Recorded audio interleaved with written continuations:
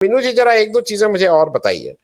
ऐसा है कि जो उत्तर, मैं इसलिए दर्शकों को भी बताता चल रहा हूं कि जो फैक्ट उनके पास भी रहे, क्योंकि ये चर्चा अगले 4 6 10 दिन अब खत्म होने वाली नहीं है। योगी जी हट जाएंगे तब भी नहीं खत्म होगी, नहीं हटेंगे तब भी नहीं खत्म होगी। 47 लोगों को रिपीट किया गया था, मतलब 47 सिटिंग एमपीज को टिकट दिया गया था, 26 हार गए, 21 जीते। और ये कहना है, अब ये सारी जगह पे आ रहा है कि उसमें से 31 या 32 या 33 के लिए लिखित रूप से यहाँ पे पार्टी ने कहा था कि भाई इनको आप अगर फिर से टिकट देंगे तो ये लोग नहीं जीतेंगे, इससे नुकसान होगा। तो एक तो बात जरा इस पे आपसे समझना होगा, इस पे आप जरा कुछ बताइएगा तो अच्छा लगेगा। दूसरा मैं एक और चीज कहूंगा, ये तो मोदी जी राम राम राम कर रहे थे, ये तो मोदी जी ने राम राम किया था। और मैं उसका इसलिए एक बात कह रहा हूं, जो नागेंद्र भाई की बात है, आज जब हम लोग कहते हैं तो हम लोग योगी जी ही बोलते हैं। उसका कारण एक है, अदर देन दैट, वो एक मठ के अगर मठाधीश, मतलब मठ के हेड ऑफ मठ होके आ रहे हैं, तो जनरली उनको मेजॉरिटी ऑफ द केसेस में, मतलब मैं उत्तर प्रदेश की बात कर रहा हूं, लोग उनको योगी नहीं बोलेंगे, योगी जी एक लग जाएगा, क्योंकि उस मठ के हैं। उस मठ के सामने से जब मेरे गांव का रास्ता है, मैं भी जाता हूं तो मैं भी हाथ सिर झुका लेता हूं। कभी टाइम रहता है तो जाके मैं भी अंदर माथा टेक लेता हूँ। खिचड़ी में वो बड़ा भारी, एक 14, मतलब मकर संक्रांति जो होती है उस दिन, वो एक बड़ा आयोजन रहता है, एक 10 दिन का चलता है। शायद जिन लोगों को अंदाज नहीं हो, वो उत्तर प्रदेश की उस बेल्ट से, पूर्वांचल के उस बेल्ट से लेके वो नेपाल तक का जो जितनी खिचड़ी आती है उसका अंदाज नहीं होगा यहाँ के लोगों को। वो बहुत बड़ा बड़ा स्थान है, बहुत बड़ा स्थान है।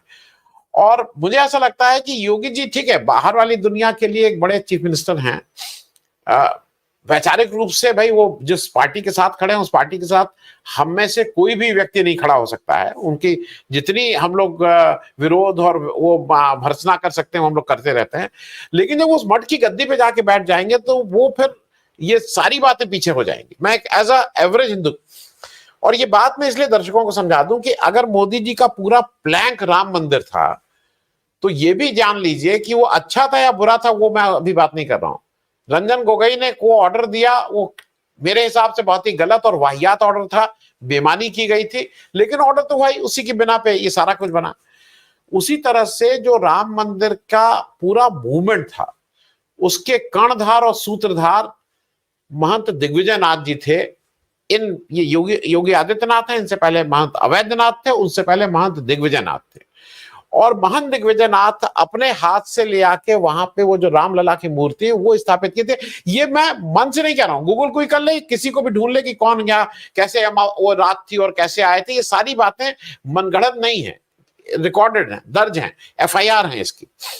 मैं सिर्फ बात ये कह रहा हूं कि वो अगर दिग्विजय नाथ जी नहीं होते तो वो जहां के कमिश्नर साहब, नायर साहब, ये सब लोग व्यक्तिगत दोस्त थे और ये पूरी कॉन्स्पिरेसी थी, इसमें भी कहीं तो दो राय नहीं।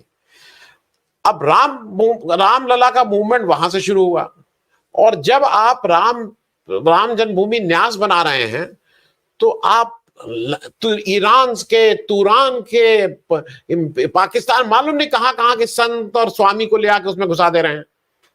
मुझे ऐसा लगता है कि अगर वहां पे किसी स्वामी को आप ला रहे थे, आप पढ़े लिखों को लाते कि भाई MA पास और हम फलाना वो चार है और वो संस्कृताचार्य और ये पंडित, वो ठीक था। लेकिन जब आप क्राइटेरिया मठ और ये सब बना रहे थे तो उसमें अगर पहला किसी का हक था तो वो उस मठ का था।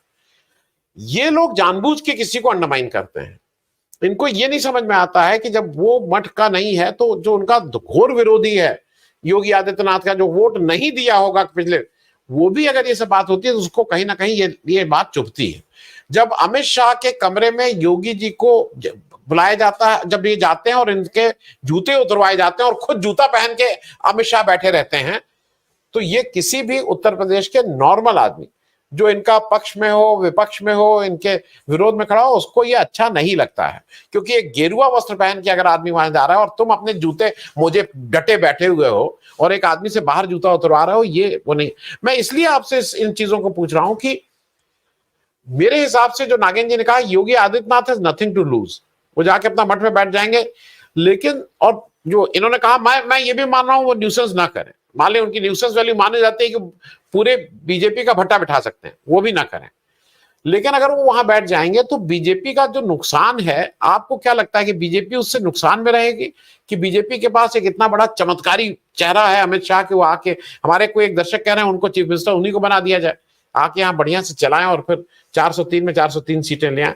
मैं ओवरऑल आपका ये पूछ रहा हूँ, ये बीजेपी भस्मासुर वाला काम नहीं कर रही है, खुद ही अपने को खत्म करने का रोज पेट्रोल डाल रही है, ऐसा मुझे लग रहा है। मीनू जी देखिए, जो योगी जी हैं, आपने बताया कि भाई जाके वो वापस अपनी गद्दी पे बैठ जाएंगे और वहां से फिर जो उनका जो चलेगा खेल, तो वो शायद बीजेपी के लिए कोई कल्याणकारी नहीं होगा। देखिए, योगी जी की गद्दी की ताकत ऐसी है कि वो जब सांसद थे तो वो गद्दी के बेस पे ही अपनी वहां सांसद बने थे, वहां भाजपा का कोई योगदान नहीं था। तो इसलिए आप कभी भी जो गद्दी है, जो मठ की जो गद्दी है, उसकी ताकत को अंडरमाइन नहीं कर सकते। तो योगी जी के साथ वो ताकत तो हमेशा रहेगी और उसका काफी डिटेल जो उसका सांस्कृतिक महत्व उस बेल्ट में है वो आपने काफी डिटेल में बता दिया है। तो अब देखिए, हुआ ही है कि वो एक कहावत है ना कि गुरु तो गुड़ भय, चेला तो शक्कर हो गए और गुरु गुड़ ही रह गए, तो वो वाली बात हो गई। इन्होंने जब इनको गद्दी पे बैठाया था, मुख्यमंत्री के पद पे बैठाया था, उस वक्त तुमको ये उम्मीद नहीं थी कि ये जो योगी आदित्यनाथ है वो मोदी और शाह से भी आगे निकल जाएंगे हिंदुत्व के झंडा बरदार बनने के रेस में। मतलब योगी आज हिंदुत्व का सबसे बड़ा चेहरा है। और मेरा मानना ऐसा है कि चाहे बीजेपी के जो हाईकमांड है या बीजेपी का जो ऊपर का जो नेतृत्व है, उनकी नजर में मोदी उनकी गिनती, सॉरी, योगी की गिनती में, योगी उनकी गिनती में ना हो, लेकिन जो आम जनता है, जो मैं समझती हूँ, उसके बीच में आज भी योगी का बहुत ज्यादा फैन फॉलोइंग है। और वो जो फैन फॉलोइंग है वो डेफिनेटली वोटर तो है उनके, मोदी जी के, वो सॉरी योगी जी के। तो योगी जी जो सांसद के बने हुए थे, जब उस वक्त गद्दी से सांसद बने थे, और उसी गद्दी पे अगर धकेल दिए जाते हैं, भेज दिए जाते हैं, योगी चले जाते हैं, तो इनके लिए कोई ऐसा कल्याणकारी कोई ऐसा सिनेरियो पैदा नहीं होने वाला है। उल्टे मुझे ऐसा लगता है कि यूपी सारा वहां पे, जिसको कहते हैं ना कि सारा हौच पौच हो जाएगा इनका मामला।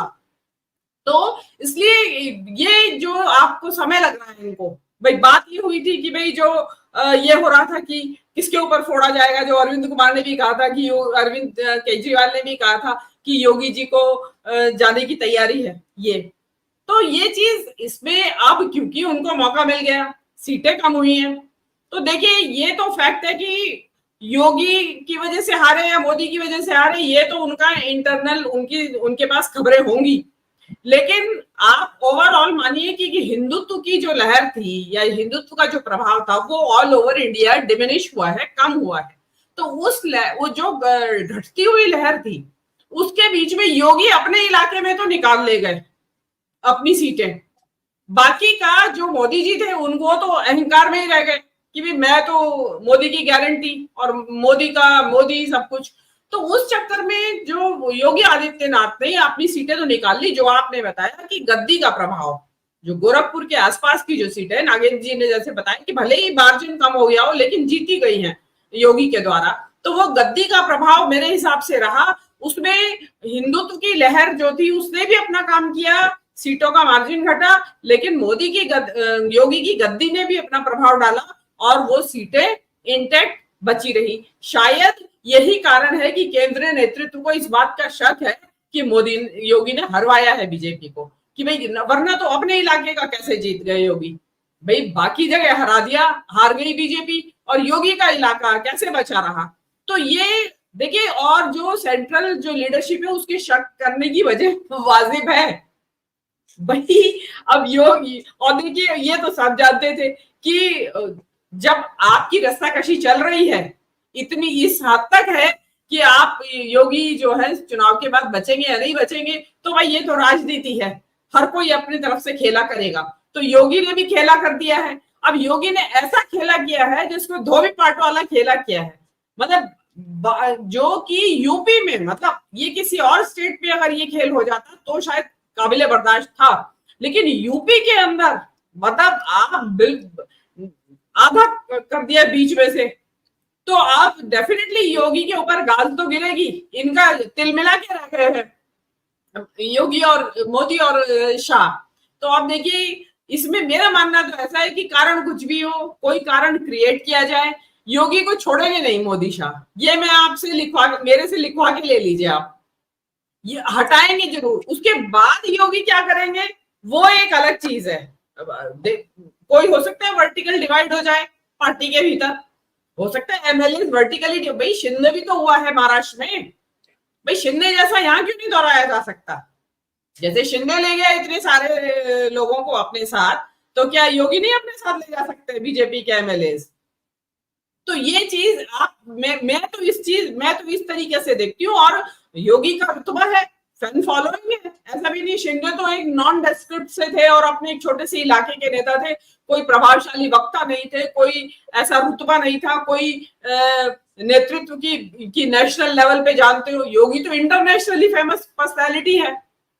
तो मेरे ख्याल से जो योगी जो है इनको छोड़ेंगे तो नहीं मोदी और शाह, बाय हुक और बाय क्रुक, उसमें कुछ भी हो सकता है, लेकिन योगी भी नहीं छोड़ेंगे। लड़ाई बहुत कांटे की है और बड़ा दिलचस्प होगा मुकाबला आने वाले दिनों में। जी।